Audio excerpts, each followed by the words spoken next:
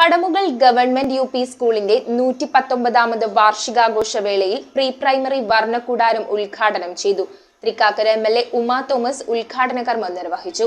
ചടങ്ങിൽ സിനിമാ താരവും മിമിക്രി കലാകാരനുമായ ബിനു അടിമാലി മുഖ്യാതിഥിയായിരുന്നു. തൃക്കാക്കര നഗരസഭാ ചെയർപേഴ്സൺ രാധാമണിപിള്ള അധ്യക്ഷത വഹിച്ച കാക്കനാട് പടമുകൾ ഗവൺമെന്റ് യു.പി. സ്കൂളിന്റെ 119ാമത് വാർഷികാഘോഷവും പ്രീ പ്രൈമറി വർണ്ണക്കൂടാരത്തിന്റെ ഉദ്ഘാടനവും തൃക്കാക്കര എം.എൽ.എ.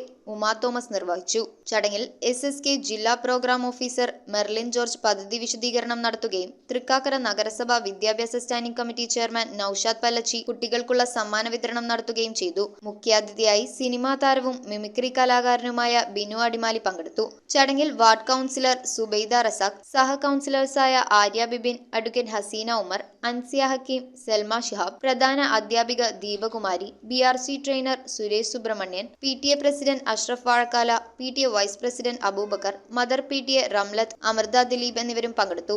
കുട്ടികളുടെ കലാപരിപാടികളോടുകൂടിയായിരുന്നു ആഘോഷ ചടങ്ങുകൾക്ക് സമാപനം കുറിച്ചത്. News bureau, Thrikkakara.